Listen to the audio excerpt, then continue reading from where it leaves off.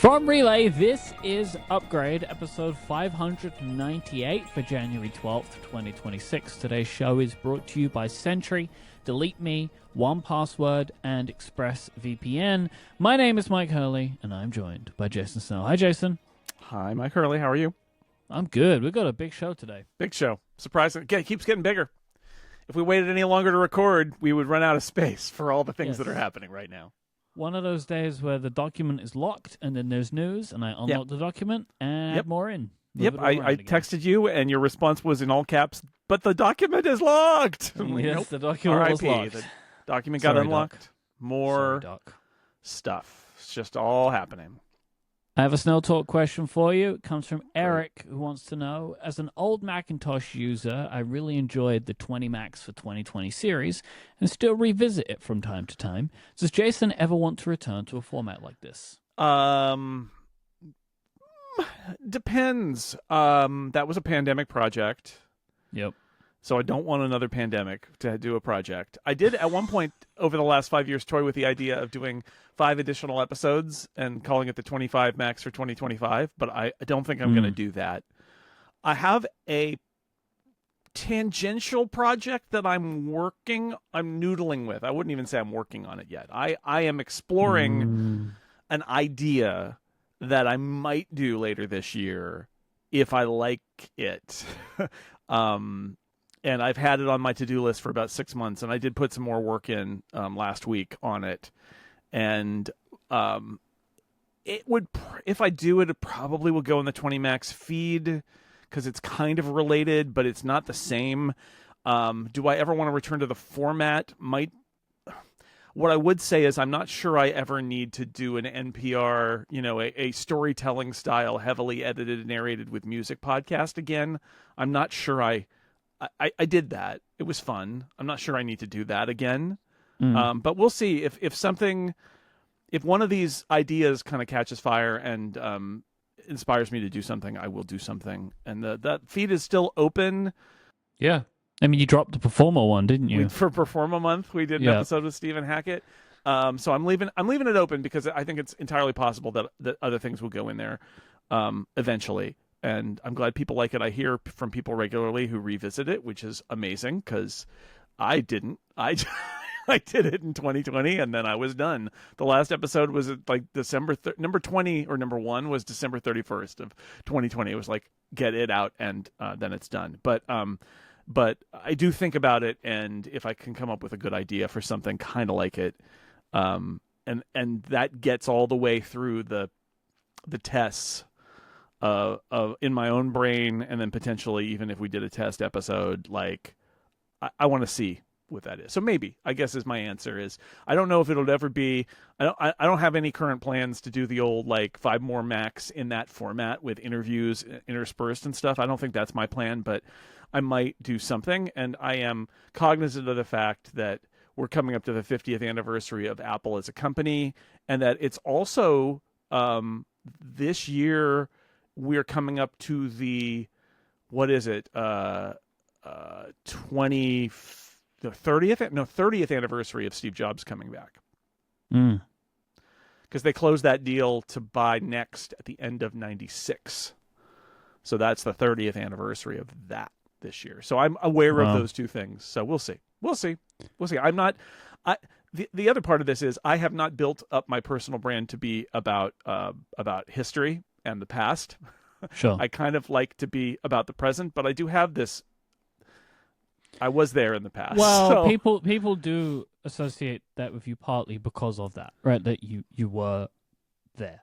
Yeah, but I have to fight against it. I feel like because I don't want to end up being the Apple history guy, especially since Stephen Hackett, who was born 16 years after me, or 15 and a half, but who's counting? He's like the Apple history guy, which is a little weird, right? Because he wasn't there and I was. But anyway, so I think about it. Maybe.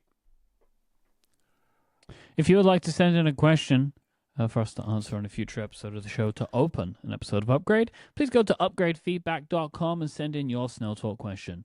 Got some follow-up. Randall wrote in and said, while listening to the last episode, I asked my Apple Watch, when is the next high tide? And it opened the Tides app and scrolled right to the next high tide in my area, so not sure what was going on with Lauren's watch, but it works here. I will say, Jason, I tried this. The first time I tried it, my Apple Watch rebooted. So Springboard crashed. Then it worked. Good to get it. And then I did it 2 more times, and it just Googled it. I did it multiple times as well, and I got I don't know what you're talking about, and then I got, here are some web pages you can watch on your phone. Yep. So I mean, it's great that it worked one time for Randall, but I can't. Lauren didn't get it to work. I couldn't get it to work. Mike got it to work once out of 4 times. It was fascinating too, where it opened up the app and looked like it was jumping through UI. Like it was like different pages and it was scrolling around. I was like, "Whoa, Apple Watch, chill out. I don't need it that bad." But there you go. So it can not work, sure what's going on with Randall's watch, but it doesn't work most places, I think. So there you go. Sam wrote in and said, I agree with the point that you made in the last episode about unupgradable iMacs being disposable computers that eventually waste their perfectly functional screens. But isn't that also the case for every MacBook, just with smaller screens? Do you think Apple has a responsibility to make MacBooks less disposable? And if so, how could they do it? Gotcha. I don't know if that's what they're going for, but still. You know, iPads, iPhones, and laptops are much more integrated together, and I think there are a lot of cases where we have to accept that if we want nice things that are small and easy to use and portable, that they're going to be more disposable. I mean, I like my AirPods too, and they're disposable and not refreshable, right down to the batteries, which is frustrating. And yet at the same time, I also think that if you were to ask most people if they would trade off a larger or less pleasant AirPods experience, but you could swap the batteries, I'm not sure people would prefer that, because and it's a trade-off, and you could be on the side of like, no, it doesn't matter, that's no excuse, whether it's for AirPods or iPhones or iPads or MacBooks. I guess that's up to you to decide. What I would say is that we have generally accepted the fact that that the tight integration of stuff makes it harder to make it modular, and that's okay. Like, I don't expect an iPhone, because an iPhone screen is perfectly good, a lot longer than an iPhone is too. But I don't expect an iPhone, not only is it smaller and there's less waste there, but I don't expect them to then engineer an iPhone with a removable back brain that reattaches, that's based on some standard that doesn't change for X number of years. I mean, there's a continuum there. I don't really want a MacBook with a screen that can somehow kind of like pop off and go on a different MacBook some other time. I think fundamentally in this whole point about iMacs and target display mode is it did exist. I think the fact that it has existed highlights more the fact that they've stopped supporting that. And it is essentially a modular piece. I know it's an all-in-one, but it's a modular piece in a way that they did have that technology before. They could do it again. The fact that their displays are using Apple Silicon and running iOS in it suggests that the ability to take a computer that Apple makes that's a display and run software on it that makes it a standalone display, it doesn't seem like a big leap, since they're already doing it on other products. So I think that's all. I think that's all true. The track record is there. It is larger, but I will say this: like, I don't think it would be a bad thing if in a few years, when my M4 MacBook Pro with this beautiful bright display is no longer my primary computer, would it be the worst thing in the world if I could reboot it into a mode where it just became a second monitor? Would it be the worst thing? I have an M1 iPad around. Would it be the worst thing if there was a nicer mode for me to just kind of repurpose that as a display for my Mac? I mean, you can do it with Sidecar. It's not as nice, but you could do it. But I'm just saying, like, there could be more. But certainly the iMac is a great example, because the iMac, what is an iMac without its computer than a monitor? Like, it's an existing modular product in a class, other than the fact that Apple refuses to do the work to make it more like a studio display. And I just think it's a shame, and it would be an easy thing for them to fix. So I think there's a difference there. It is a continuum, and I'm not going to fault you if you say, but the whole thing is wasteful and everything we do is wasteful. I guess that's true, but that is the argument of the people who made that like phone that was modular and that laptop that was modular and all of that. I mean, those products exist, but they're a tough sell because to make them modular, there are lots of things that have to happen that makes them bigger and more expensive and heavier and also not practical because you're locking. So everybody really is, I think, really excited about the fact that the M6 MacBook Pro may be a different thing with a new display and all of this stuff. Well, but imagine if Apple had to decide we're going to break compatibility like with a watch band in order to make an M6 MacBook Pro that looks different from the M, 1, 2, 3, 4 MacBook Pro 5, presumably coming soon. And they're like, oh no, we're going to break compatibility. And if you bought an M5, you're like, now I can't use this with that. And like, they don't want to do that. They want the freedom to make the best product they can. So that's part of it too. It's just that you can't, because then you're locking people into a connection type or a ergonomic aspect of it. Because the last thing you want to do is like have a laptop that is the screen's the wrong size or shape or something like So anyway, it's a lot less practical because those are fully integrated products where the two parts are integrated in a way that it's just harder to see that with an iMac. It's just a screen after all in the end. Not much to talk about with this right now, but just as a note, Apple has announced that Chase Bank is going to become the issuer of Apple Card, with a transition occurring over the next 2 years. I am hopeful that this might mean that they go international. Chase does have international presence, because it is honestly, I think, a little bit ridiculous that the Apple Card never left America, considering Apple's like overall services thing. Yep. They published a big thing about services today that we might talk about next week. That was definitely not going to unlock the show notes, but Eddie Q wrote a lovely blog post on the newsroom about how successful services have been. Maybe we'll talk about that another time. You had more thoughts, I should say, on the 3D model of the iPhone Fold that we discussed last week. I mean, I don't know if you have any reaction to. I wrote a thing, but my thing was honestly more just keying off of what we talked about last week. Right? It was. I talked about it here, so I wrote about it there. I'm not sure I have more to add. I don't know if you've got anything that struck you. I think the thing I'm most proud of in it is that I ended up with a headline that said, "Is this an iPhone that folds, or is it an iPad that closes?" I think that it's got strong iPad vibes going on when it's open. There was a quote that I wanted to read, like two quotes actually just pushed together, because I like what you're saying here. Apple's taking a real risk if the new folding iPhone doesn't look like an iPhone. If people read it as looking weird or lesser in some way, that may turn them off, even if they were otherwise willing to buy a $2,000 plus iPhone. So why would they do it? Apple is focusing on it being an iPad you can fold up and stick in your pocket, not as an iPhone that unfolds into two iPhones placed side by side. Right. And I do think the main reaction that I have had in seeing even more of these images, especially the ones that Stephen took for you, where he's putting that model next to other devices, is this is going to look, if this is the model, if it is going to look like this, it's going to look like a supremely weird iPhone. Yes. And I do believe that this model could actually be more, this like shape could be more useful as a device than kind of like the tall thing that opens into two tall things.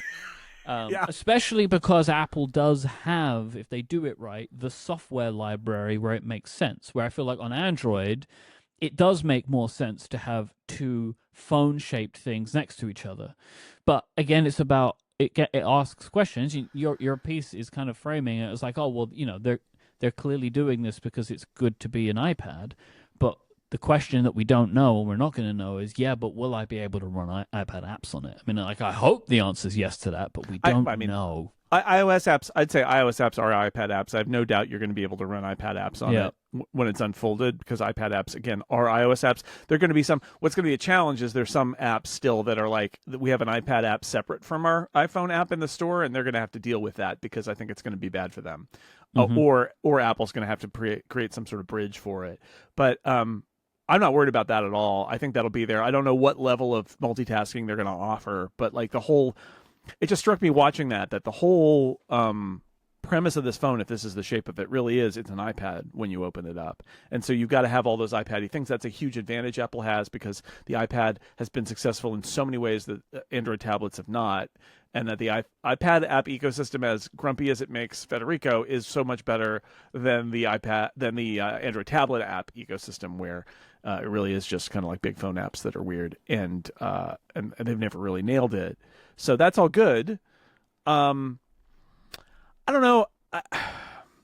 I think the real challenge is when it's closed, right? Because it looks weird, and I don't even. I mean, there are some usability questions there. There's some software questions that they're going to have to deal with a phone that's squat and wide, but also there's just a consumer desire versus resistance question. Is the fact that this is a phone that you can open and that it looks sort of different when it's closed, is that good or is that bad? Are people repelled by it?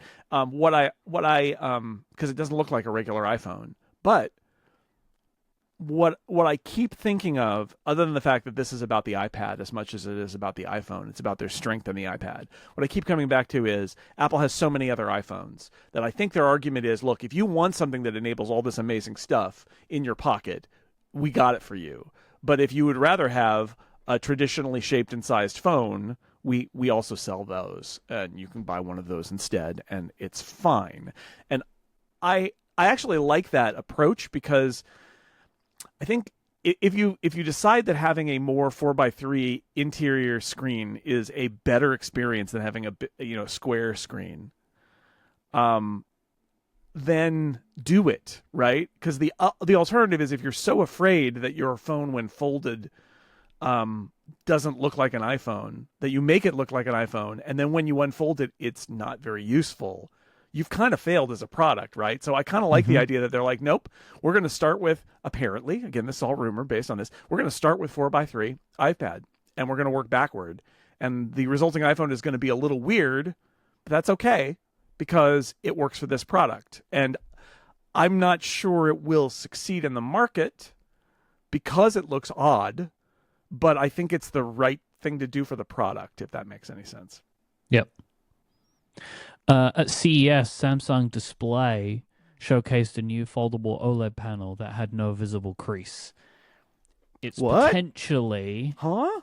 This is part of the technology that Apple may be using. Because obviously they are using Samsung Display, but a lot of the rumors suggested that Apple would build a new hinge mechanism that really helped with this, and Samsung's not... I wouldn't expect that they would be a part of that, but they may need to help them develop a screen itself that somehow works better. Yeah, I think Apple's secret sauce here is a good display that they've worked on with Samsung, and that they've gotten, what Samsung has come to in this generation pleases them, and then they're also working on a hinge that they think makes it a better experience too. And you put those two things together because Samsung will have this display. Anybody could buy this display, but the hinge, if that's an Apple thing, then whether that makes a difference or not, Apple will talk it up as like, we also built this amazing hinge. I mean, it's worth noting the format of this display is the size, shape, and format of what would be the Z Fold. So potentially Samsung and Apple worked on this, and they're both going to implement it in their own ways. But it is important that Samsung create the display that can allow for a much more minimized crease, no matter what Apple might do to the body of the phone. I saw a rumor somewhere that Samsung may actually be coming out with a phone with a similar dimension to what is rumored for the Apple phone this fall. Yes. Which only makes sense, right? Because they're making the panel. They know what it is. Why would they not also try to make a phone like that and just piggyback on this, on the work that Apple's doing? Yeah, which is, I don't know, it's pretty funny. That's how it goes. I've been talking a lot about how concerned I am about this very expensive phone having Touch ID, and a couple of listeners have written with some thoughts on that. I know Jason says, I know Mike's concerned about the folding iPhone using Touch ID instead of Face ID. I share that concern, but remember that wearing an Apple Watch can also unlock the phone without using Face ID. It doesn't seem to work in certain focus modes, such as sleep, but could this be an acceptable compromise? So I'd forgotten about this feature, and I've turned it on my iPhone now just to see if I notice any times when it does assist me.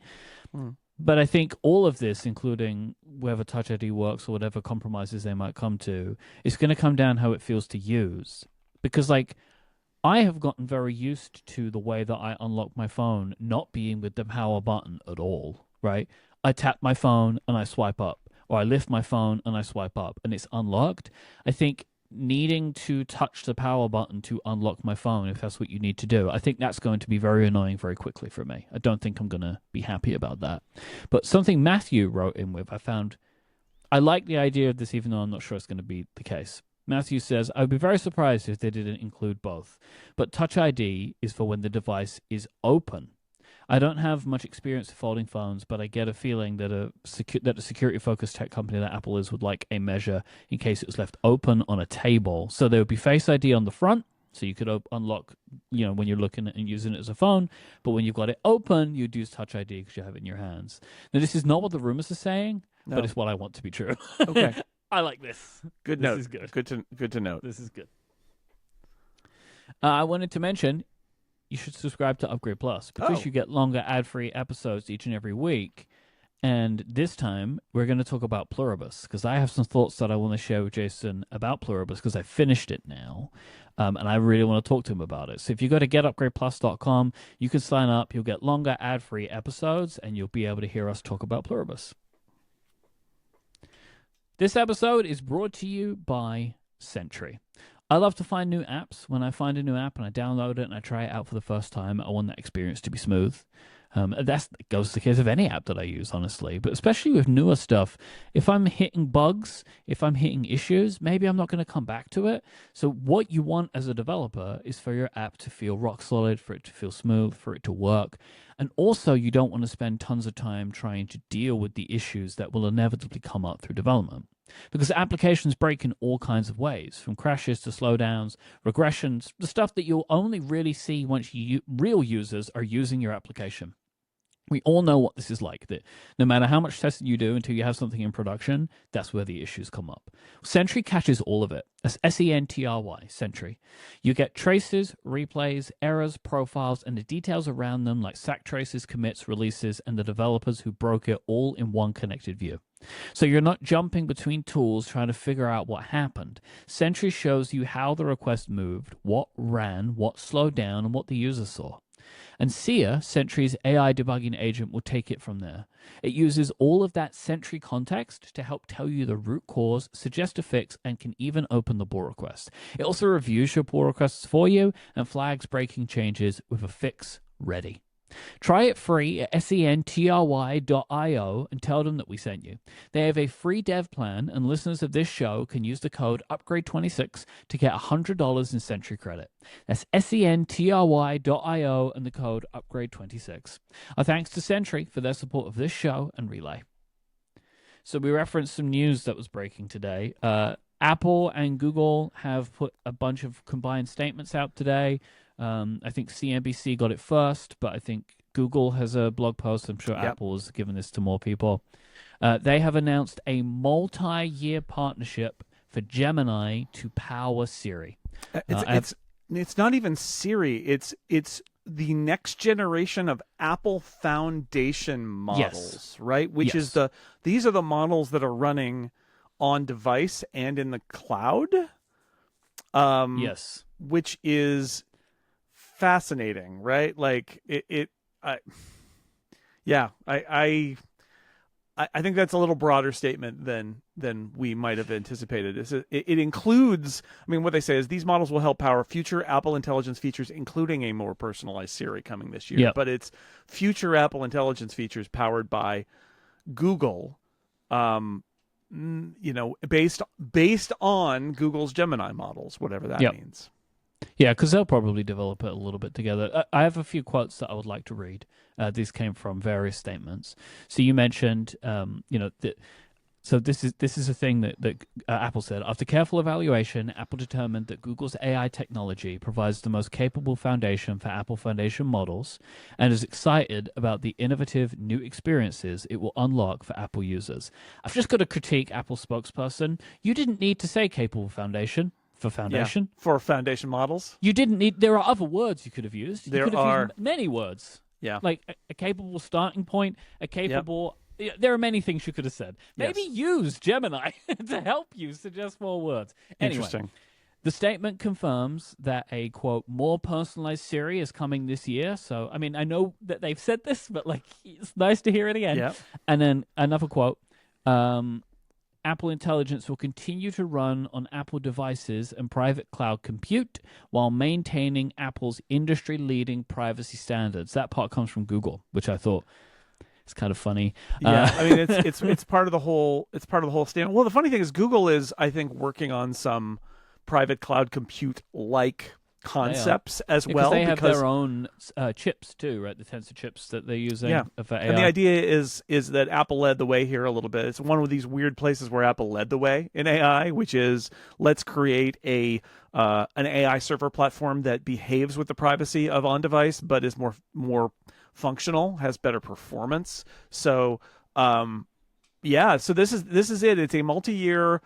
We knew this was coming based on reporting. I mean, again, shout out to those, including Mark Gurman, who got this a while ago. But it is. There's going to be a question about, like, what is going to be developed at Apple. Is Apple going to continue working on frontier models, or are they going to not worry about it because they've got a partner? Are they going to focus on ways to integrate with Google and Google's models? And that's what Apple's AI group is more involved with. I don't know. What I would say is Apple doesn't need. Here's the thing. Apple doesn't need to be the chef who makes, well, it's not even the chef. This is the wrong metaphor. Apple doesn't need to be the supplier of the fundamental AI models. What Apple needs to do is make it part of a good product, right? It needs to integrate it into Siri. It needs to integrate it into whatever they're going to do with, if it's app intents, if, any other kind of orchestration that happens on device or in the private cloud. These are the things that Apple needs to do well, because at the end of the day, Apple is not a supplier of core AI technology to the world. Apple is a supplier of devices and the software that runs on those devices. And that needs to be good. And Apple is supposedly good at that. So this is, maybe or maybe not Apple relinquishing its goal to do foundational AI research. I think probably they'll keep a group around to kind of like be a hedge against this. But it does mean they get a very good model with the power of Google behind it for them to use to build products on. And like, sounds good to me. The fact that the report we got last year that I thought was the best was the one that said Apple is going to work with Google to white label Gemini for private cloud compute, right? Because that answered a lot of questions, which is like, well, yeah, okay, Gemini, but there are all of the issues that go on with privacy and, what is Google doing with my data? And it's like, no, it's going to be in private cloud compute using Gemini. So it's going to be private. It's going to have Apple's privacy guarantee. I'm not sure that white label is really the right term for this now, because they are talking about a collaboration between the companies, right? It'll be white label if it doesn't say Gemini anywhere. I think it will now, though. If it says powered by Gemini, it's not even white label. It's partnership. Yep. Because, I mean, this was something that we did our predictions on Connected, and I made a prediction about this, but just said a Google model, because I wasn't sure if they would brand it, but they're branding it. Like, they're absolutely branding it. I mean, I expect to see a Gemini logo somewhere. It says based on Google's Gemini models. Again, I think there's a lot of wiggle room here for them to choose how this is presented.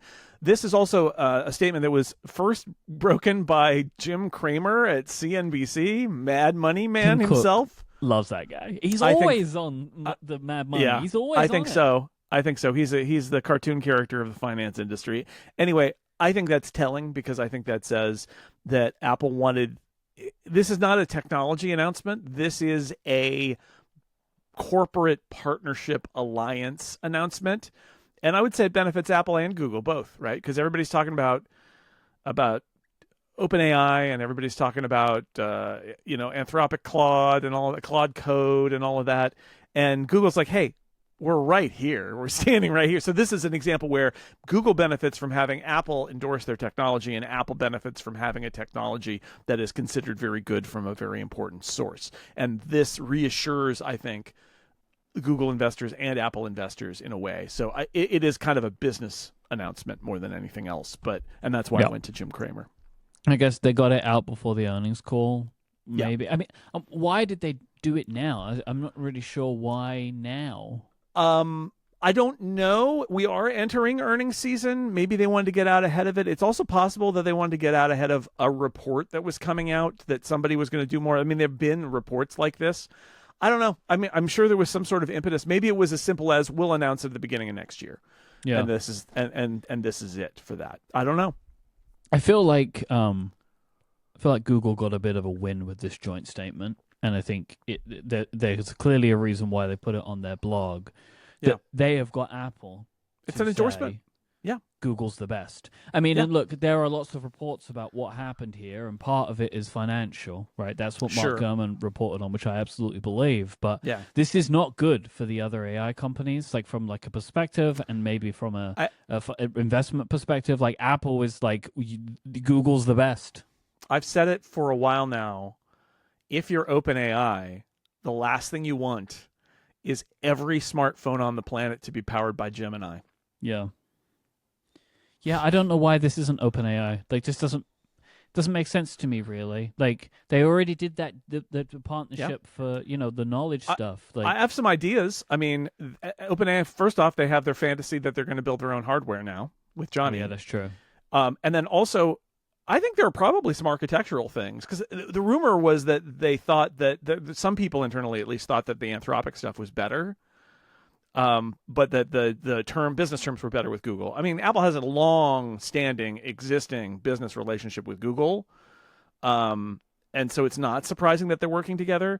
But I thought it was interesting that Anthropic was the one that was also considered here, and that makes me suspect that maybe just structurally, OpenAI's plans and the way they are building their product don't fit with Apple's strategy, right? Like if Apple's like, well, we're going to need you to build a version of ChatGPT that runs on private cloud compute, and they're like, we really can't do that. And it's like, okay, well, then there's no deal. Or also, Google's going to have way better on-device models than ChatGPT or than OpenAI, right? Because Google they care about makes Android, and they care about having devices or models that can run on phones in a way that OpenAI, quite frankly, doesn't. I mean, Microsoft cares a little bit about models that run on computers, but really, even then, OpenAI's strategy is really blast the model out into the cloud. And so it's possible that OpenAI just couldn't play here because they're not aligned. I'm going to use that business term. They're not aligned with Apple's strategy in the same way that Google is.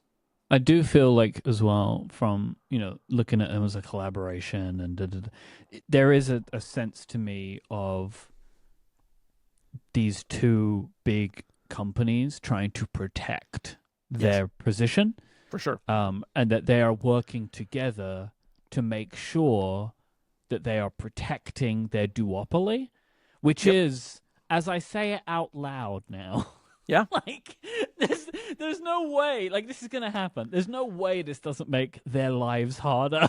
No, right? No, it will, and I'm going to come back to what I said a few minutes ago, which is you're looking at a scenario where every smartphone in the world is run by a single model. Oh my word! If I'm OpenAI or Anthropic, I'm not happy about this. Now, you can run other models on there, but like if Google's model is at the heart of the iPhone and Android, you've pretty much run out of road, right? I didn't even think of that. We'll see. Yeah, like putting it in such clear terms. This feels like an even stronger dominance than Google is as a search engine, right? Because you can do whatever you want, but like if it goes the way the device makers want and the OS makers want, that like AI will be in everything that we do on our devices, and Google will power all of it for as long as this deal lasts with Apple. As long as this deal lasts, multi-years. I do feel like the further you go down this road, the harder it will be for them to break away from each other from Apple's perspective. Because are they really going to be able... I mean, this is the thing we're going back to for months now. Are they really going to be able to build something competitive? Really? Well, it depends. It depends. Maybe not. Probably not, in fact. If there's fallout in the AI industry, they may end up like buying somebody. That would be a possible move.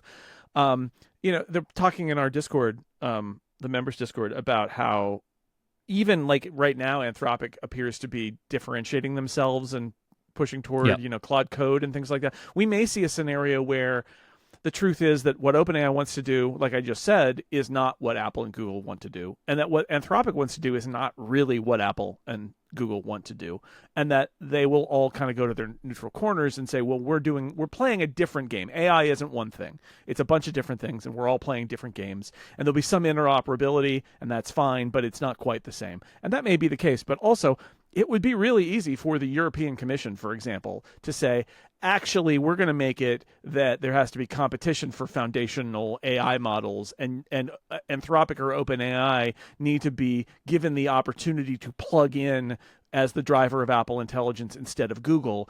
And if that happens, what happens then? Now, that moment, I'm not sure. The way I read the EU stuff is that maybe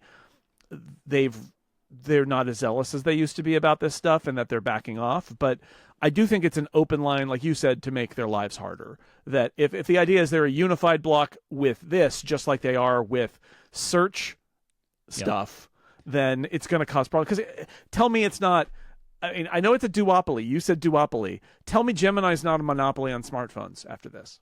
Yeah, exactly. I mean, I think that this is an emboldened Google after they got away with that. The FTC, is it the FTC case, or was it Justice to DOJ, whoever it was? Google and Apple too. It's that trial, and then Google and Apple as well, right? Because they were both really, their relationship was called into question. But especially with Google, where the judge is just like, oh, yeah, no, this is definitely a monopoly, but Google's so important, there's kind of nothing we can do about it. It's like, fantastic. So we'll just do that again. We'll do it again, shall we? Yeah. Wild. Yeah. Callie Huang and Trip Mickle of the New York Times published an article last week that served as information about Apple's succession planning and also as a profile of John Ternus. I'm going to read a quote.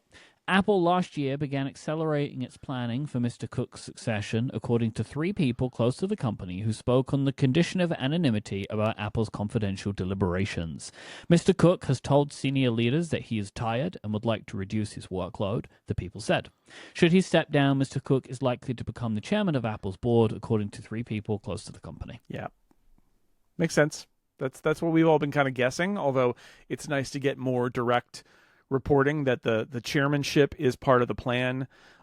Tim saying he's tired, like there is a narrative going around that something's wrong with Tim. I also would say he's 65.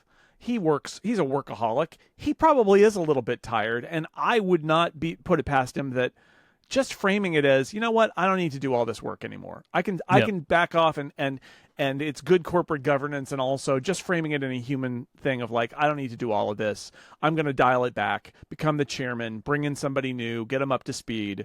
And I mean, I wrote about this briefly last week and would say, and I'm sure I mentioned it here before, that, you know, the circumstances under which Tim Cook took over as CEO were incredibly difficult, right? Like he had to step in as an interim boss because of Steve's horrible health problems. And then when Steve became chairman, it was clear that the idea was going to be that Steve, even in a diminished state, would able to be involved as the chairman of the board while Tim was CEO. And of course, Steve died a couple months after that, died almost immediately after that happened.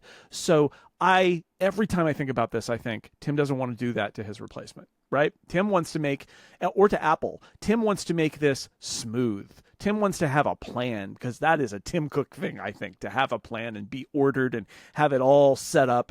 And so I think that is absolutely what's going on here. And the fact is, if he looks at the calendar and he looks at his age and he's like, yeah, I don't need to be doing all of this for 5 or 10 more years. Let me back off. I think that leads to, he is tired. I think it's just a human response of, I don't need to be at 100% after I've been doing this for 15 years and I'm 65 years old. So seems reasonable, this scenario of him becoming the chairman. The Times say that Ternus is front of the pack, but Cook will prepare a list of other internal candidates. The article references other executives, but it feels like they were editorializing, because the list that they put together just doesn't make any sense, if you ask me. This is my insider journalism, where the fact that Cook is also preparing, I didn't read it as preparing a list. I read it as preparing some other candidates. Like, he's not going to, because he's going to be asked, like, is there anybody at Apple who could do your job? And he says, well, only John Ternus, because I've been working on him for the last 2 years. The board doesn't want to hear that, right? The board wants to hear, well, sure, because what happens if John Ternus leaves or is hit by the turnip truck or whatever, right? Like, you don't know. So the responsible thing, Tim Cook, very responsible man, I think, is to say, no, I've got some other people too. Everybody knows he's probably thinking Ternus is the guy, but I've got some other people too. So I think that's what's going on here is like, he's not just preparing one person. He's not putting all his eggs in one basket. That makes sense. Okay. Mm-hmm.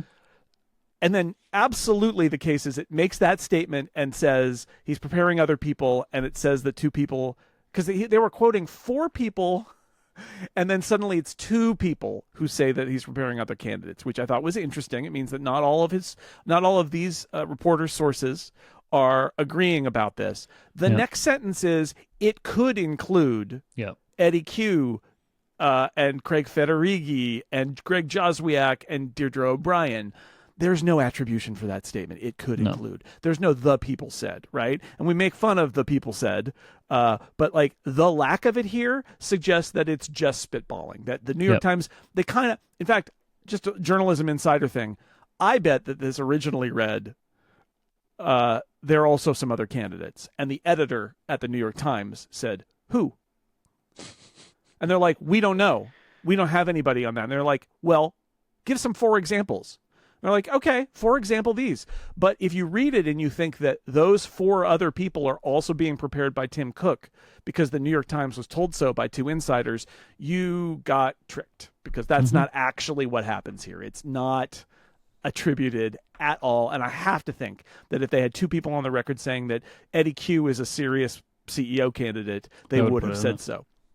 Yeah. There's a reason that this article was focused around 1 person, not 2 people or 3 people or 4, right? Like, they got enough people saying it's going to be Ternus, such that they wrote an article about him. So what is this? In fact, I would argue, I told this story before. We had an Ask Upgrade about preparing stories in advance, and how Phil Michaels and I wrote a CEO appreciation story about Steve Jobs in early... when did Steve Jobs die? 2014? Early the year Steve Jobs died. And the idea was... You said 2014? That's not 2014? Right. 2012? Steve Jobs. 2011. Okay. 2011, even further back. Yeah. So that was us thinking Steve's sick. And if something happens to Steve... let's have our story about Steve ready to go. This story reads like we should do a profile about John Ternus because he's going to be the next CEO of Apple. and then there's a little reporting in there about like the premise, which is like, yeah, we talked to people and he's the guy, and we talked to other people and they said, yeah, there are other people too, but he's probably the guy. But that's the news nugget. That's the news peg to hang this story, which is let's do a profile about the guy who's the next CEO of Apple. That's the origin of the story, 100%. Quote, inside the company, he is known more for maintaining products than developing new ones, according to 6 former employees. And Mr. Ternus, who has been an engineer in Silicon Valley for all of his adult life, has limited exposure to the policy issues and political responsibilities associated with Apple's corner office. I don't have any experience of working with John Ternus, but he's been in this role for so long. In fact, they even in this article referenced G5 iMacs, which is a funny thing to see. I don't understand this quote. Like, obviously he has been involved in working on new ideas. Maybe he didn't come up with them, but is that his job? I don't think it is. Like, I find this a weird statement to be thrown in. Well, okay, so I do think that there's a culture within parts of Apple that is, but who is the creative genius? Sure. And maybe he's not the creative genius, although was his job to be the creative genius? Or was his job to execute? There was one creative genius. There was one time they did that, right? Like, as the person leading the business. That happened once. Yeah. Right? Exactly. Oh, yeah, they're trying to fan the flames. Keep in mind, Trip Mickle co-wrote this story. And Trip Mickle's entire narrative is Apple's trying to fan the flames of creativity to keep it alive because they lost their soul. Yes. From the book. I'm sorry. I know you like his book, but like you cannot deny that the narrative of Trip Mickle's writing about Apple has largely been there was a really creative guy and he died, and then there was Johnny Ive and his creative designers, and they tried to keep the flames of Apple's soul alive. And so that approach leads to a statement like this, right? Which is, well, what has he created? The type of people that Mikkel probably has access to, because now there's 6 people. Sources. They are the type of person who would say he didn't invent anything. Yeah. But the point I make is that former employees. Always, that is a because they went to Meta or IO. I mean, or they've retired, or like whatever. Or they retired. Like they just retired. They're on a beach somewhere. Another former employee called Ternus a man of the people, in reference to him not taking a private office. This one, I'm gonna use like that. John Ternus said this. Man of the people. Well, no, the story is he always stayed in the cube and didn't choose a private office. Man of the people, which I think is great. Although I will say, as somebody who had a private office for a while, when you have to have very difficult discussions about like getting rid of people who are not performing, whatever it is, secret stuff, you do have to go somewhere then because you can't close the door. He's a man of the people. But he's a man of the people. He just says that stuff out loud. I'm also reminded of Andy Grove, who was the CEO of Intel, and Intel was very proud. Nobody had an office, not even Andy Grove at Intel. They all had cubicles. But I saw Andy Grove's cubicle, and it was like a quarter. Like it was like a quarter mile square. Like it was like the size of 20 cubicles, and it had an entry point where there was his assistant, and then you had to pass through that to get to the inner cubicle where he actually was. So I mean, there's cubicles and then there's cubicles. But anyway, yes, man of the people. He is a man of the people. We're gonna run that one into the ground. He should do what Zuckerberg does. So at least when I went to what was Facebook's campus many years ago, I saw Zuckerberg's office. It was a big glass cube in the middle of the open floor. Great. That's what you got to do. Transparency. Transparency. He's a transparent man of the people. It's very important. Yeah. And ahead of the shareholder meeting that Apple's having next month, they have filed that they're waiving the aforementioned age limit guidelines for the chair of the board and asking this person to stand for re-election. Arthur Levinson, yeah. So while this doesn't mean that Cook is going to... Because we were wondering, right? Like, is this person going to step down because of the age and then Cook's just going to take it and do both or something? But I think this is more suggesting that while it's not imminent, it indicates that it is being prepared for because all of a sudden this year they're waiving the age limit. And they're not bringing in a new chair. They're just letting Arthur Levinson keep being the chair for a while. Yeah. And they're like, oh, well, we got some new people on the board. And it's, look, bottom line is, who makes the rules? The board makes the rules. The board can ignore the rules, can have chosen to waive the rules in this case. And my instant read on this was, Apple is not going to reveal its succession planning because they have to legally make a declaration before the shareholder meeting about what they're planning. Yep. Apple will do it on their time frame, period. And so when there was a gotcha going around when we were talking about, well, Levinson's going to have to step down and Tim Cook could step up right then. People are like, aha, but they would have to mention it in early January in order to put it on. And the answer is, nope, they don't have to because they can just say, we waived that rule. Levinson's sticking around. And then, big surprise in March when Tim Cook becomes the chairman and Levinson resigns. That's all they need to do. If you ask, like, what about legal governance? Tim Cook's on the board. So Levinson resigns. Tim Cook gets elected by the board as the interim chair. I'm not even sure the shareholders choose who's the chair. They just choose who's on the board, right? So it's not a problem. This is one of those classic things where people are like, Apple can't do that because the rules say they can't. And then you have to take that second level of who made the rules. And the answer is Apple makes the rules and can change them at any time. You can't catch us. Nice try. Yep. Nice try. Nice try. This episode is brought to you by Delete Me. Delete Me makes it easy, quick, and safe to remove your personal data online at a time when surveillance and data breaches are common enough that everybody is vulnerable. The bad news is it's easier than ever to find personal information about people online. But the good news is that with Delete Me, you can protect your personal privacy or the privacy of your business from doxing attacks before sensitive information can be exploited.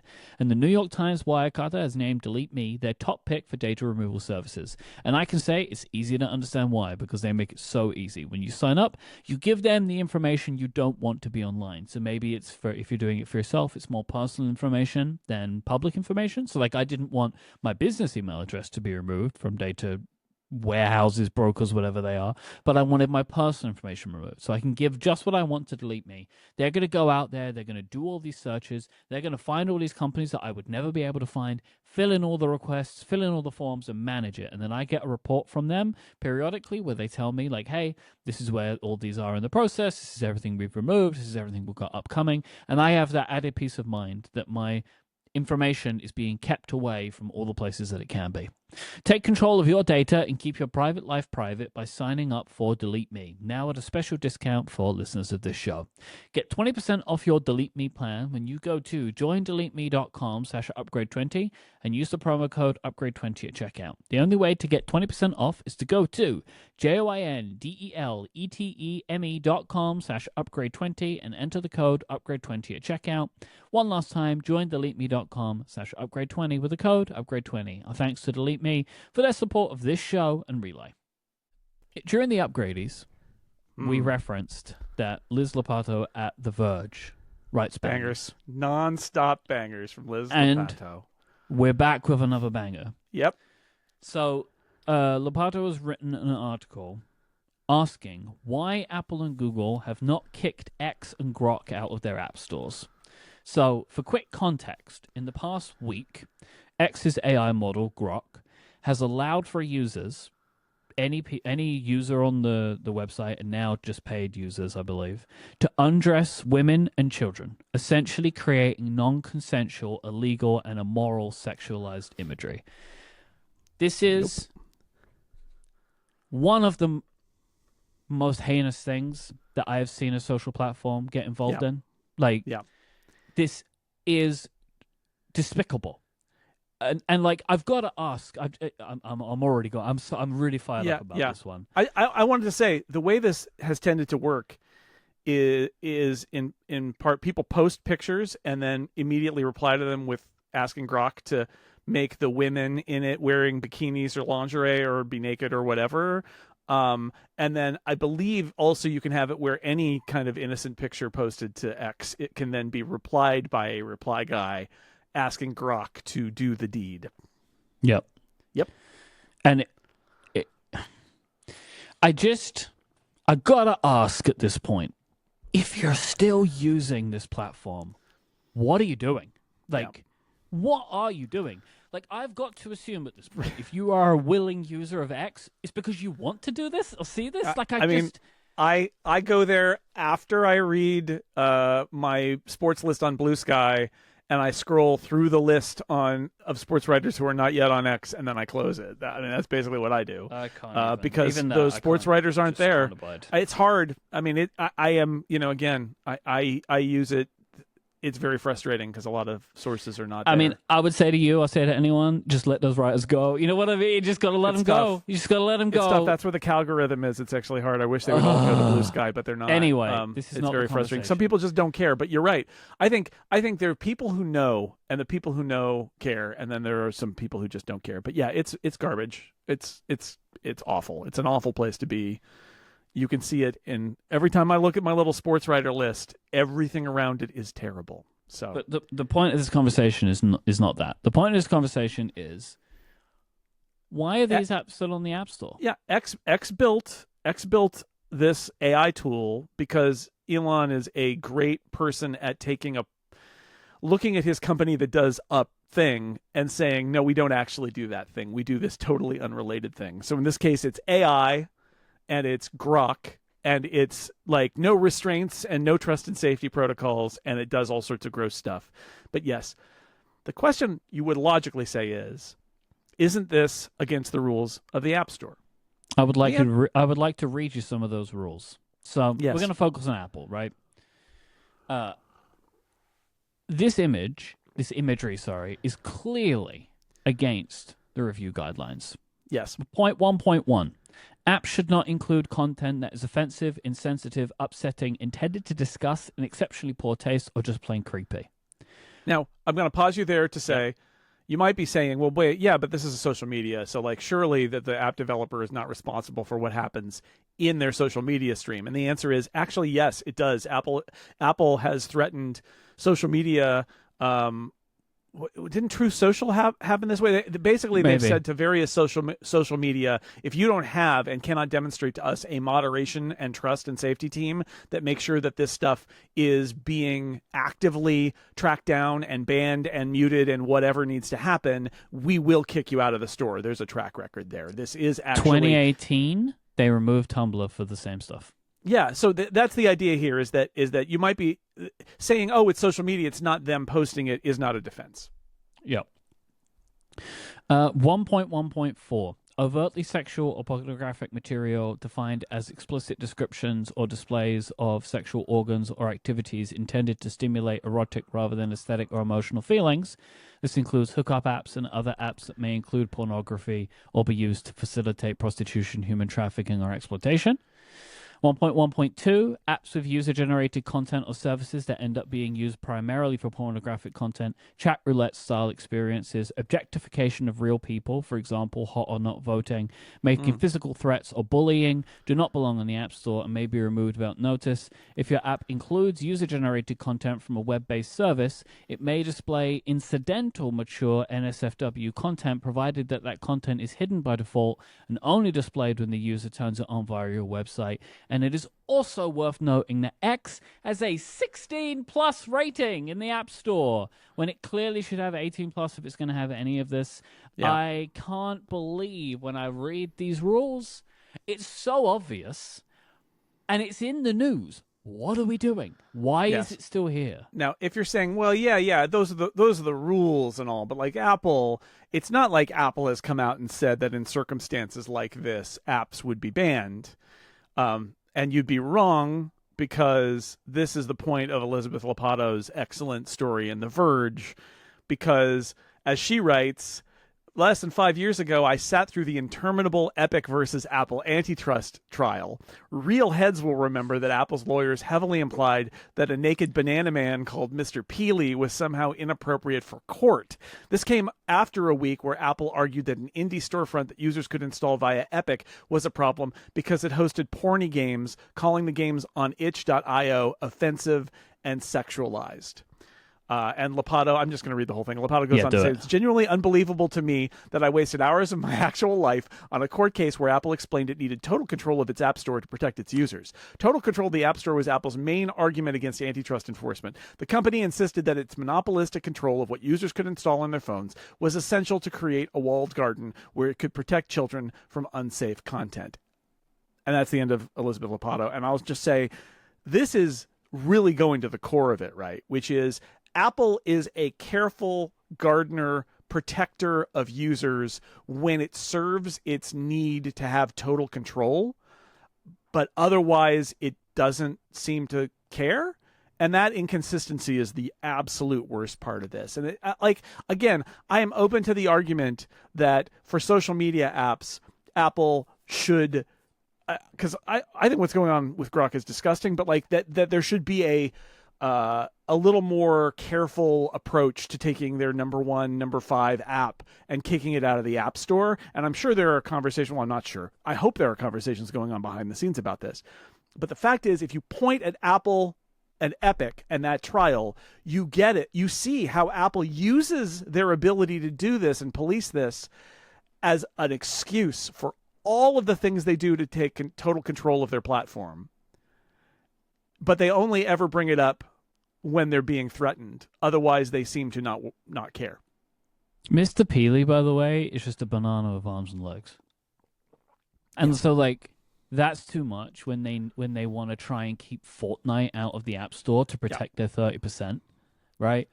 And, like, I don't understand why they're doing this. Like, is it like they're willing to be complicit in this because they're worried to upset Elon and like maybe Trump because of it? Like, I just don't understand. I don't know. I mean, that's the question is there are what's the right way to approach this? But to not do anything is ridiculous. And as David Schaub points out quite rightly in the chat, you can have the argument of social media. Oh, it's social media. Like, this is Grok. These images are coming from the company. This is first party content. This is a first-party implementation of a feature that allows all of these violations of Apple's standards. But it's like, even if you were to argue it's a social media platform, I just read the rule. They have a specific I know, rule and they've done for it before. social The track media record. platforms. That's the thing that kills me is it's the inconsistency that Apple is happy to say that it's a protector of its platform when it can be used to prevent other companies from competing with it, but it isn't.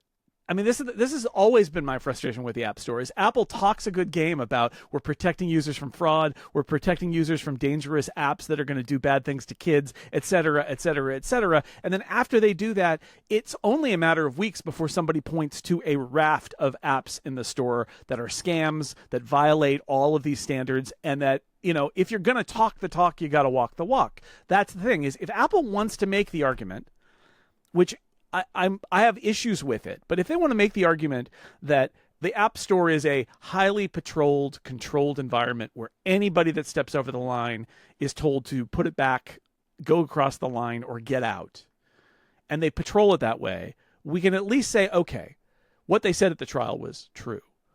But I don't think it's ever been true. I think it's always been sporadic, and it's always been it matters who it is. And in this case, you have X going, you know, for a week now doing this, and Apple does nothing. Now, is an app of that prominence worth some behind-the-scenes nudges versus an immediate suspension? Probably.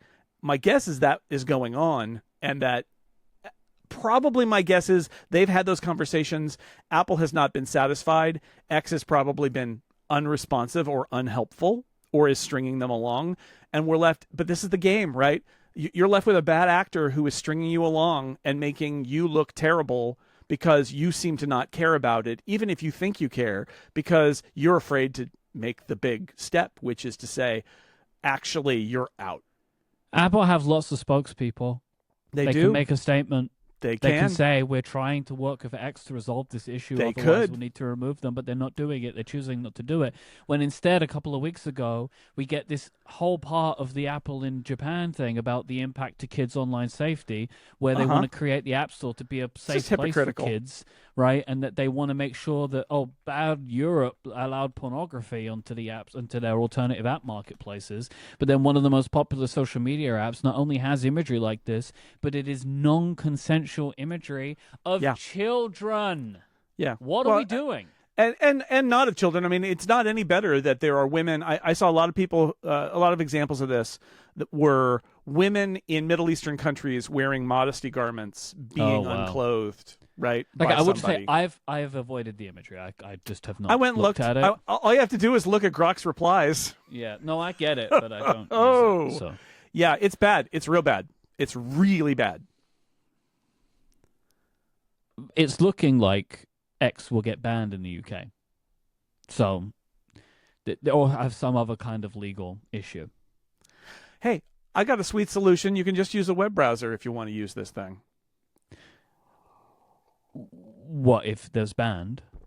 Yeah, well, I'm just saying for the App Store. Like, this is one of the classic Apple moves is, you can always just use it in a web browser. And that's true. You can do that. Yes, if the actual service gets banned in the UK, then you can.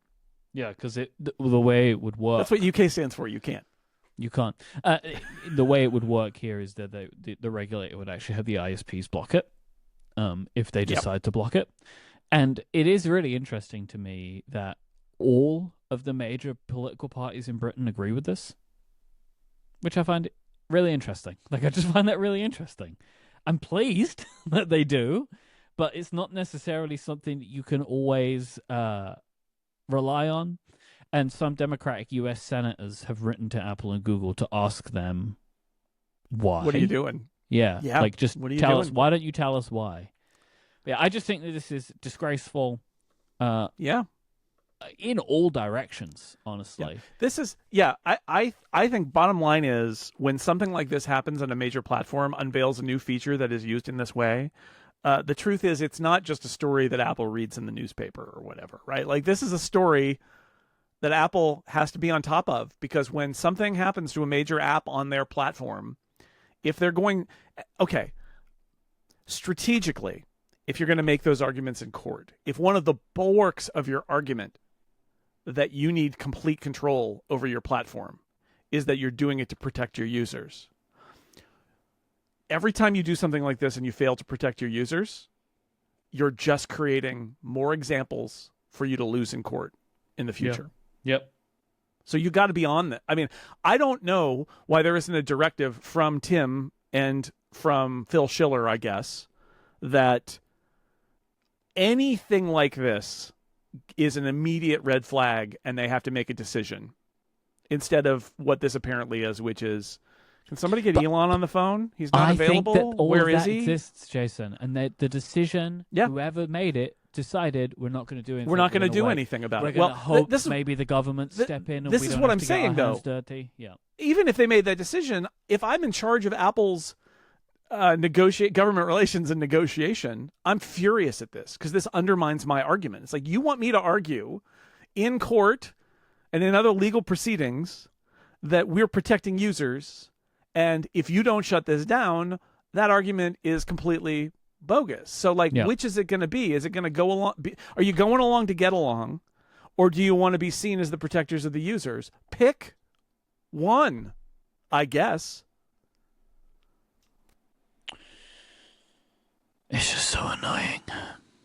Like, I was thinking about this too, right? Of like, clearly this is something all of the models can do, but Grok is the one that decides that they will allow people to do it, right? Like, all of the other apps have this functionality. Yeah. Well, and do it as a drive-by in public, right? That's the other thing, is you can just find any image and just reply and say this and then have a good time and laugh at it, and it's public, and then you can link to that from anywhere. And like, that's the difference here, is that this is an engine that is injecting non-consensual imagery into a social media stream by the platform itself. Yeah, because the way that it works on Twitter is you can just say @Grok and then ask it a question, and it will just send a reply in the thread, right? Like, and it can be, a lot of people use it to get information about a tweet, I think, right? They're just like @Grok context or something. It's a meme that I've heard people say. And so I assume, it's just, you can just reply to any image and just ask it to do whatever you want it to do. And this is one of these things where, like, to a certain type of person, now this is just a funny thing to do to every image, right? So it just keeps happening, and it's going to keep happening, because to a certain type of internet user, this kind of thing is just hilarious now that this is a thing you can do. People will just keep doing it. And so it's like hilarious to me in a way, of like the way that when the British government came to Elon and was like, you've got to stop doing this, it's like, oh, well, now it's a paid feature. And then they're just like, no, that doesn't solve the problem. Like, in a way, it kind of makes it worse. like, what are you doing? Like, I find it very annoying, Jason. I just don't understand why the rules exist. They might as well not exist if you're not going to enforce them. This episode is brought to you by 1Password. It's easy to assume that being small means flying under the radar, but the reality is that small businesses are being targeted more and more by bad actors. Cybercriminals know that lean teams often lack the resources to prevent or respond to a breach. Teams of any size can be a target, but the good news is even the smallest teams can foil cybercrime. 1Password provides simple security to help small teams manage the number one risk that bad actors exploit: weak passwords. They provide centralized management to make sure your company's logins are secure. It is a simple, turnkey solution that can be rolled out in hours, whether you have dedicated IT staff or not. For small teams, responsibility for security often defaults to just one employee who's already juggling other business functions. The most effective security solutions need to be intuitive and user-friendly so that everyone at your company can and will use it. 1Password's Enterprise Password Manager helps your company eliminate security headaches and improve security by identifying weak and compromised passwords and replacing them with strong, unique credentials, letting you securely store and share developer secrets and other sensitive information. Simple, automated workflows mean your team can enforce security compliance and prevent breaches, potentially preventing millions of dollars in losses. It's the single most important investment and impactful investment that you can make in your company's security. One of the things that I love about using one password of a team, I'm on a bunch of team accounts, is like, for example, say somebody needs access to a service for a particular amount of time. It's like a shared service that you're all using. You're able to share that password with them in a vault, like one of the shared vaults that you have. And then when they don't need it anymore, or if that person changed function, leaves the business or whatever, you could just remove the passwords that are in that vault and they stop showing up for them. You can maybe change them, etc. And then everybody else that needs to have access to that can still have access to that in the ways that they did before. It's just one of the many reasons why I use 1Password myself and with my teammates. It's my favorite. I think it's the absolute best out there. Take the first step to better security by securing your team's credentials. Find out more at onepassword.com/upgrade and start securing every login. That's onepassword.com/upgrade. Go there now and check it out. Our thanks to 1Password for their support of this show and all of Relay. So it's happened. We finally have live immersive sport on the Vision Pro. It's true. You watched it live? I watched the first quarter of it live via a VPN, and then I disconnected, and then I couldn't reconnect because I think they figured out that people were watching it in other regions. But I got to see the first quarter on Friday night live of the Bucks at the Lakers in Apple Immersive Video on the NBA app, and now it's up in the US. It's up now as a replay for anybody with a Vision Pro using the NBA app. And you need an NBA login, but you don't need to pay anything for it. No, I today watched the highlights. Put an immersive highlights package together. It's like a 6-minute video that they made, and they kind of show off some of the pregame stuff, the announcer stuff, and some of the highlights of the game itself. I thought it looked really good. It looked really good. And I feel like basketball is a very good sport, a good fit for this type of thing, right? Well, yeah. It's a small space. Unlike a soccer pitch or a baseball field, it's a small space. So it's got that going for it. The closer things are to you, the more they look in 3D and all of that. I thought it looked great. I was watching live, and I heard from some people who didn't have this experience. I think it's up to your bandwidth. It's a huge bandwidth stream to get stereo immersive to you. But I was watching it live, and it looked great. It did not look any worse than any of the immersive sports demos that they've done before. So I thought it was fantastic. What's interesting is they built a studio. So there was broadcasters for this event. They're literally saying off on the left on your Vision Pro, you can see Doc Rivers, the coach of the Bucks. That was very funny, right? Because they're talking to me and the other. I think that's cool. I like that. Yeah. So that's an interesting idea. I'm not sure you need to have it, but I think for this, the way they set it up technically, they needed announcers of their own because of the way that this whole thing was working. You don't need to be so specific about it, right? Of like, on your Apple Vision, but like, just say like, coming from the left, like you can use the context of where they are. They're gonna have different replays. They're gonna have different, like there were no commercial breaks. They like the Laker girls came out to do a dance routine, and they're like, all right, now the Laker girls, right? And then let them show that. So it's definitely like they're play-by-play guys who are also kind of your hosts for your guided NBA event that you're doing. Okay, so can they do a live stream of an immersive event? Yes. Can they build it with multiple camera angles and announcers and stuff? Yes, they did it, and it worked. This is a Blackmagic. It's a version of the Blackmagic immersive camera that does live, and it totally worked. However, they've got it all hooked up. It totally worked. So all of that is successful. Now, I'm going to describe a little bit about it, and then I know our friend Ben Thompson, who is a huge Milwaukee Bucks fan, actually. Okay, we'll start there. Ben believes that the best immersive experience is a single camera angle that you stay on forever. Ben was very upset. He wrote an article on Stratechery today saying that he did not want the camera angle to be switched without his permission. So here's the thing. I don't want to unfairly paint Ben with the brush that is Ben doesn't ever want another camera angle. Ben absolutely doesn't want another camera angle. But what I will say is Ben's argument isn't don't offer anybody another camera angle. Ben's argument is I would like to choose to just sit at half court in front of the scorer's table for the whole game. I don't want your fancy switching between cameras. I just want to sit there and be totally immersed. I think that is a valid point that I'm not sure most people would agree with, but it is a valid data point.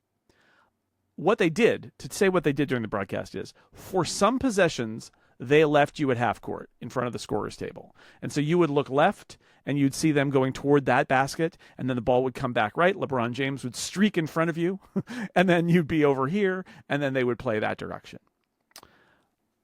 Some possessions, they had 2 cameras that were behind the hoop, hanging below the arm on the basket. So you could see the basket itself was slightly obscured, although it's glass backboard, so you can see through it. But you could see all the players coming toward you playing on that side. And you're seeing the fronts of them. And then when the ball goes to the other side, it switches. And there is a 180 switch that your brain has to like understand that the guy who's coming up this way, when they do the switch, he's going to be over there. But it's a straight up 180 and the camera doesn't move. And I got into that routine. And I'm going to be honest, I think basketball is more interesting when you're under the basket looking at the players' faces and not from behind. In the replay, I much preferred the shots where I was behind the basket because I could see more of what was happening. Yes. Yeah. Where in your center, you can see both sides equally, but you're seeing kind of the back sides of all the players. Like, and you're a little further away. I understand Ben's perspective that, like, courtside, it looks good and is fun. But I don't necessarily want to replace... I don't just want to, like, a direct replacement for having sat courtside. I would like the benefit of it being technology, right? Yeah. So, well, yeah, and being places where you couldn't otherwise go. Yeah. So I agree. So here's the thing: is I really disagree with Ben, and yet I also really agree with Ben. I texted him during the game. I'm like, oh my god. He says I'm not watching it. I'm going to watch it Sunday. I'm like, oh my god. So I agree with him that Apple's productions tend to do too many cuts, and that every time you do a cut, and we talked about this, every time we do a cut in immersive video, it is completely disconcerting because you don't know where am I now? You lose your immersion, and the whole point is immersion. So I agree. I agree with that. I actually would go so far as to agree that I think one of the things that Apple should try is giving users options about what they want to see. I agree with that. So that Ben can sit at half court and have the full half court immersive experience, and that I could maybe choose to toggle between the backboards or just have a more switched experience, right? I think whether it was what camera would you like to use, or like, here are a couple modes. Streaming, I mean, this happens now. Prime Video does NFL games, and they've got a version of it with traditional camera angles, and they've got a version that is from above where you see all 22 players on the field. And then there are overlays of stats and stuff. And I think that's really cool, but like other people don't like it, and you can choose. So I think maybe there's something there where you almost want to have the option, since this is software, of choosing your stream. And maybe it's just too early days now. They have one setup for this. There are no options. This is how it is for right now. But I think in the long run, I think Ben is right. Offering choice is good. That said, I don't think that the center court experience with no cuts was superior to the 2 backboard shots toggling. And what the other thing I would say here is, I get what Ben's saying, but I will say, you can learn how to be a viewer. Your brain can be trained. And I'll say this for things like, we take for granted the fact that movies and TV shows have different angles of the same action, and that you cut from one angle to another. And I'm not saying it's the same because it's different in immersive, but what I'm saying is your brain understands. And this is mixage montage. I took a history of film class. I know what I'm talking about here. Oh, this was invented, right? The idea that you could cut in film was invented. And the first people who saw it probably didn't get it, but they learned it. Just like how the first people who saw a movie of a train arriving reportedly ran from the theater afraid the train would hit them, but it was a movie. The fact that to take it to sports, the first time they did instant replay in a sporting event, it was a college football game. It was the Army-Navy game, I believe. And there was an Army touchdown.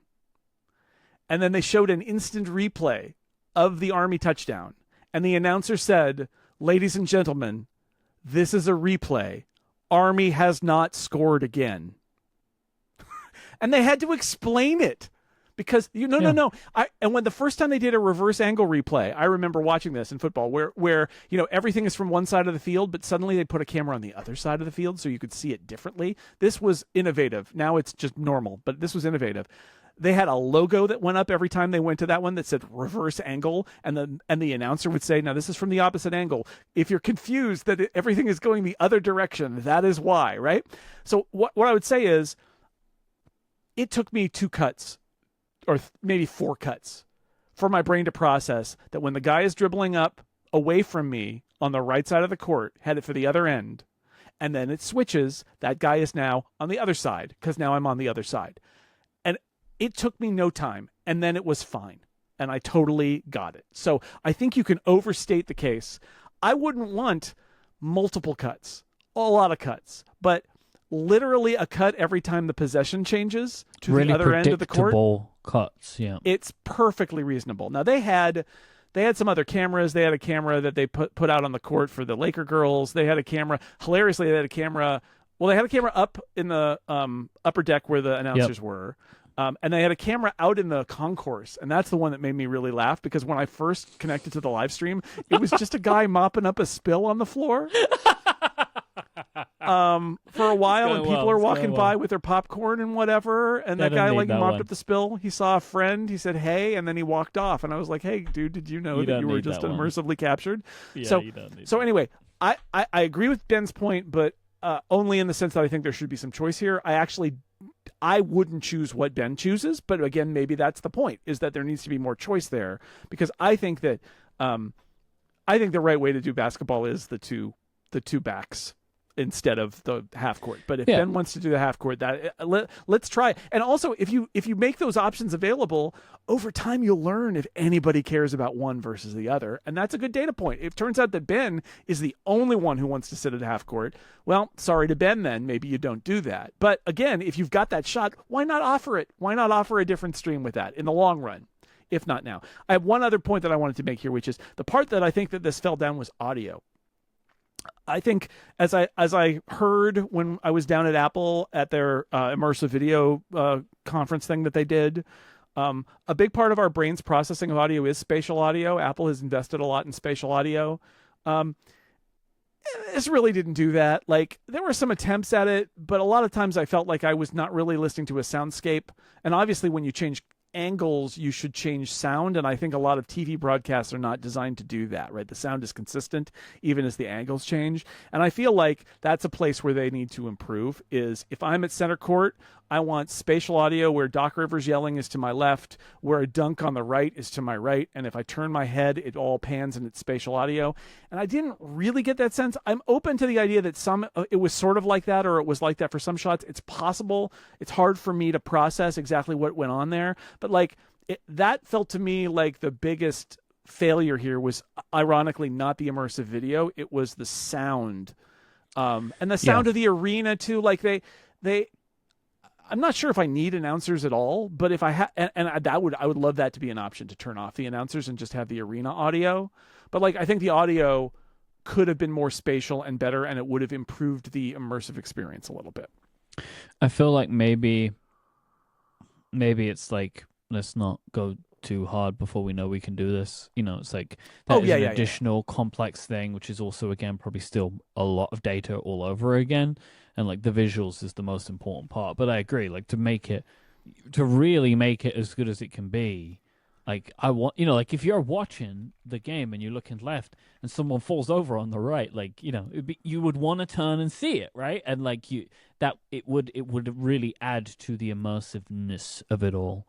But I think that it was very successful, as a way to, I would, if I was a basketball fan, I would very much like to watch my games this way. It felt really good. That's what Ben said. Yeah. And somebody sent us some feedback to Six Colors when I wrote this, because I have I had this report a mistake feature that's turned out that it itself I may need to report as a mistake because people use it for all sorts of nonsense that is not a mistake. You open up a form and people are going to send whatever they want to it. Yeah, it's true. I put an LLM in the middle that is supposed to determine if it's actually a mistake or if it's just an opinion, and it doesn't send me the opinions. It only sends me the mistakes. But this one got through. And what it said was, you didn't mention the fact that to replicate this experience, you would need to spend way more than a Vision Pro just to buy one ticket to one game. I mean, that's not really wrong, I guess, but like, it's not also a mistake and whatever. Anyway, but I will make this point, which is, yes, if you were a fan of the Lakers and you could get every game courtside or behind or whatever, like, it would sell this to a lot of people. Not everybody wants to have the single screen. I'm wearing a helmet. Nobody else is around. I told Lauren, I was like, I got to go watch some internet basketball for a while. Sorry. And left the living room. But yeah, I was impressed. It shows technically, I think the most important thing is that it shows technically you can do a stream of immersive, and it is good, because that is absolutely true. You may need to have nice, fast internet like I do, but you could do it, and they proved it. And I hope it will get better, and I hope they will continue experimenting. And again, to address Ben Thompson's point directly, I hope one of the innovations they make is letting us choose what we want to see. Which is very normal in sports broadcasting anyway, right? As you said, that there are lots of different sports have different angles that you can choose. There's lots of innovation happening here. I think that is an interesting idea to say, can you just let me be courtside? Or not courtside if you want to be like me and you'd rather have it be. Oh, the other thing I had to say that was very funny is they did some replays, which was also really funny. And they were generally replays from behind the basket. And, you know, in modern sports broadcasting, there's like a big like animation that happens and a swoop, and then you get your replay.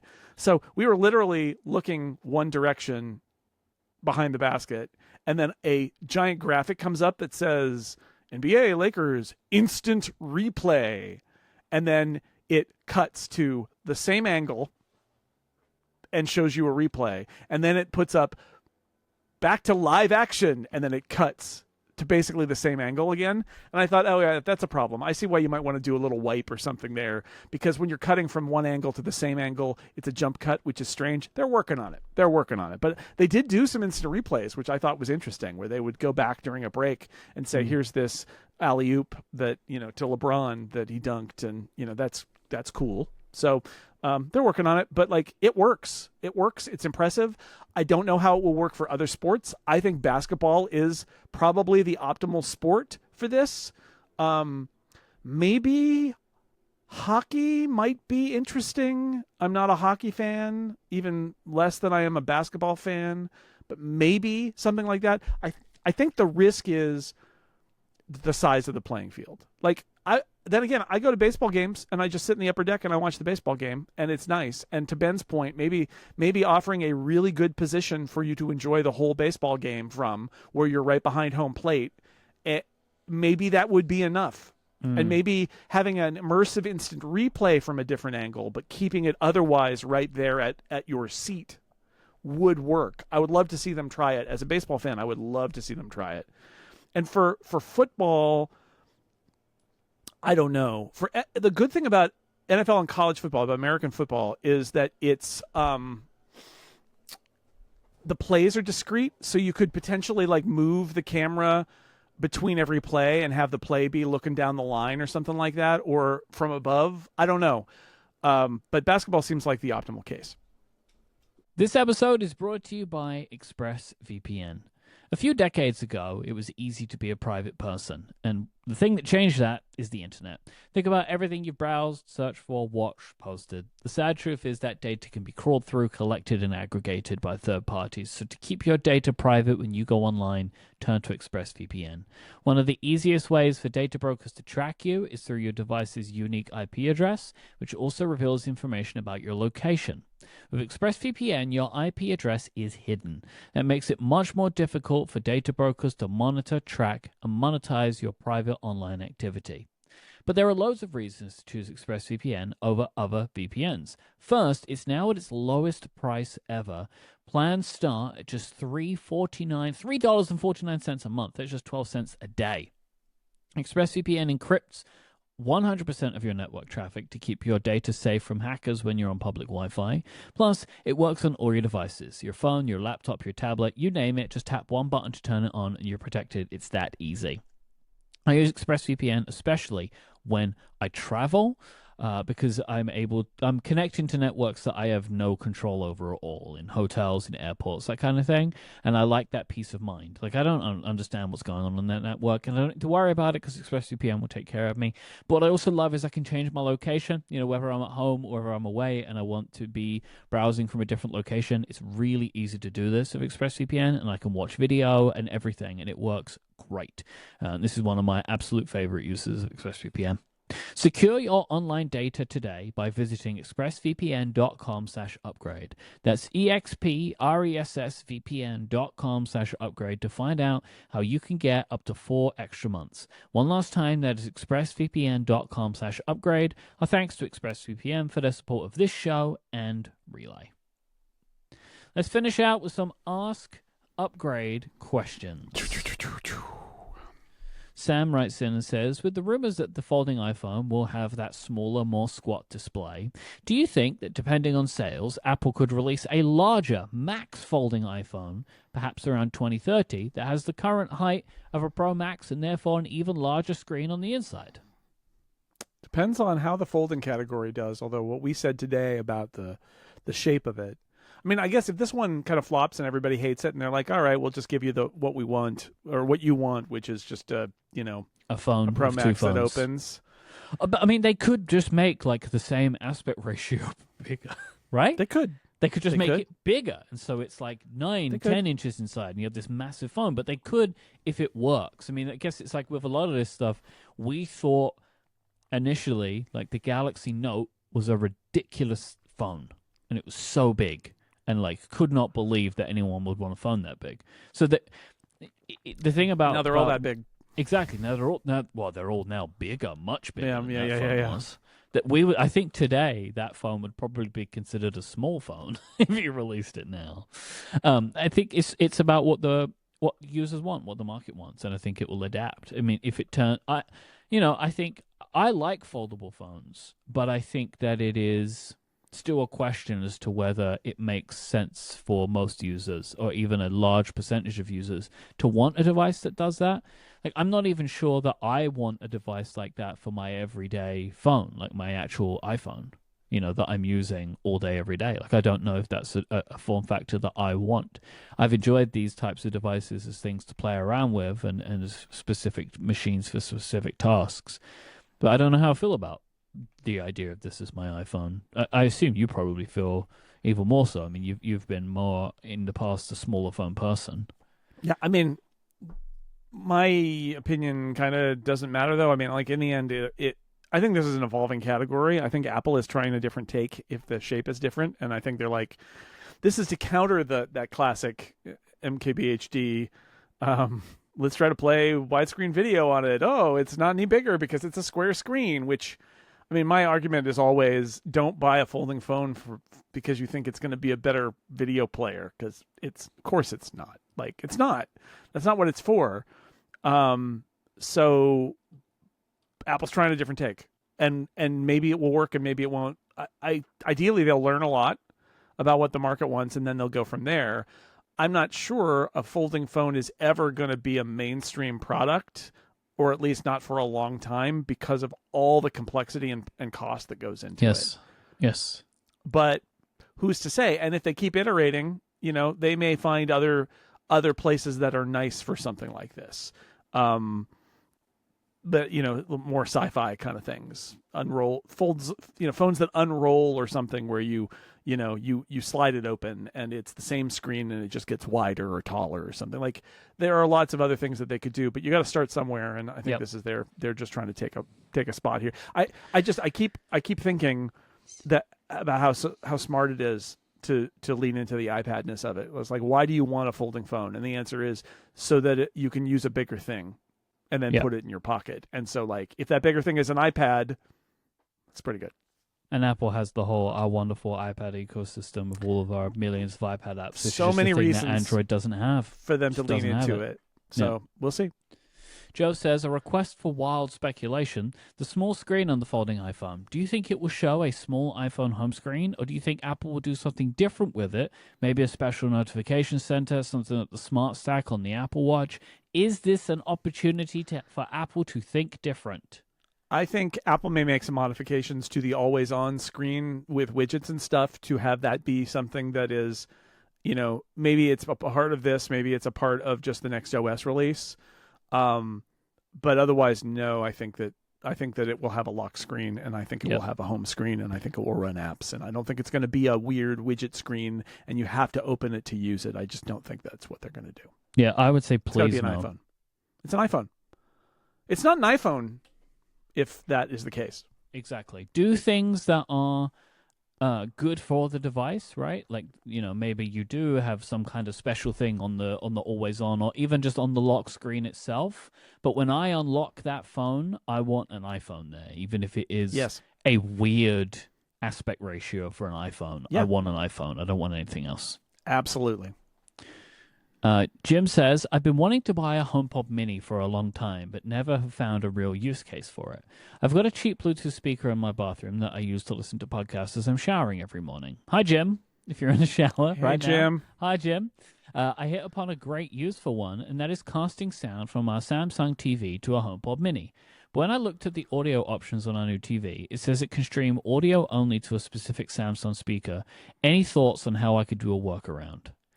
I don't know, use an Apple TV attached to the TV and then use the speakers. This seems like a long way to go just to listen to a HomePod Mini. Yes. The way to do this is you have to use an Apple TV. Unless there's some... Because Apple have eARC, but that only works for an Apple TV as well. Yeah.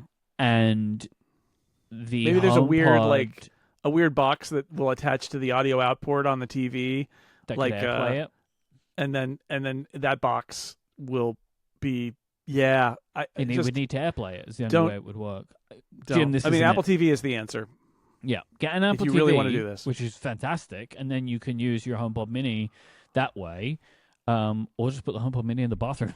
You know what I mean? Just put that in there if you want to do that. Yeah, I had a HomePod Mini in the bathroom for a long time, and I finally took it out because I never use it. I just use the Bluetooth speaker that I've got. Yep. And the big difference there is the Bluetooth speaker is waterproof and it's inside the shower with me, so it is clear. And the HomePod Mini is not waterproof, requires to be plugged in, and is outside the shower, and it doesn't sound as good out there. So I finally just gave up because I don't. There are almost no. When I get out of the shower and I'm still listening to the podcast, I just leave the door open to the shower, and it echoes through the whole bathroom, and it's all fine. So or just take your phone in the shower like I do. I do that. Well, we're gonna end up with more shower feedback, but I'll say I do that sometimes if I'm not traveling with my travel speaker. But my little Bluetooth speaker is better because it's much louder, and I don't have to worry about it getting wet. So something that's really funny: if you plug an iPhone in to a USB cable after you've been in the shower, it's like, hey, water detector. This is one of the reasons why I would prefer to just take my little travel speaker with me and the one that I use at home because it's small and it sounds great. And it's got a little rope attached to it, so you can kind of like hang it from places in the shower, which is really nice. So it works. It's great. That's why when I came to London, that's why I was able to listen to The Rest is History. Amazing. In the bathroom in London, and then go to the Maritime Museum to see Nelson's coat because they were telling me about it while I was in the shower. It's great. Mark wrote in and says, Jason, you make a lot of Apple scripts and shortcuts. I know they're mostly specific to your workflow, but do you ever consider making some of them available for download? I mean, some of them are available for download, but the challenge with that is that once you make things available for download, first off, there is kind of a bar you need to hit, which is you need to depersonalize it and take all the stuff out. And then there's a question of how do you document this is where this thing goes that you need to provide for yourself, and that makes it more complicated. And then the other thing that happens, I'm just going to be honest here, is then people expect support. Yeah. Then when it doesn't work, sometimes when I write articles about stuff, they expect support. But certainly if I offer something for download or an iCloud link to a shortcut or something, they're like, it didn't work for me. I get these messages like, well, I'm sorry. I don't know why. I try to help them if it's clear, but sometimes it's literally no worky. I'm like, I can't help you if no worky. Occasionally I will do this. I did this for a JavaScript thing for scriptable, a weather station code thing that I did, or no, not weather station, air quality API thing that I worked on for a while. And, I started getting people who are like, it doesn't work with this thing and it doesn't do that and it doesn't support this. I'm like, folks, I don't know what to tell you. There are apps that do this now. They didn't when I created this. There are apps. Just go get that app. Don't. So like, what I'm saying is, making them available raises the bar to a point where I'm not in the business of supporting other people's computers in that way. I'm here to kind of show you the way, and then for you to explore the way. So, and yes, a lot of them are specific to my workflow, but like the extra work required to make it broadly applicable and individual, and then you got to write documentation, and then you're sort of expected to support it, is not a game I really want to play. There is a tool I built. It's actually an automator plugin, automator action, that is a complex script, and I can't distribute it publicly because it uses a binary app, basically, that is private, that a friend wrote. And then I wrote UI on it because I wanted it to have better UI. And I use that every day. And all of our mutual friends who could use that tool have that tool. And I know a bunch of them use it all the time. And that's great. And I update it maybe once a year. But it was a huge lift. And I had to write a README. It was a lot. And I did it mostly because I realized I was getting so much benefit out of it that I wanted other people to have this benefit. And when I would show them the command line app, they're like, I'm not doing that. I'm like, all right, I'll build something. But even that is a lot of work to put together. So anyway, yeah, that's once it's public, it's like a totally different thing. And I would really rather just sort of say, hey, you could try this thing. Here's a screenshot of how it works. Or maybe an iCloud link. But like what I don't want to do is then have to provide tech support and troubleshooting for every single thing because it doesn't work in your personal circumstance, because I can't do that. Yeah. And DC wants to know, do you name your phones or do you just go with the default name? So every phone, so for years, and I'm not going to even go into why, but for years and years and years, almost every device I have is named Monkey something.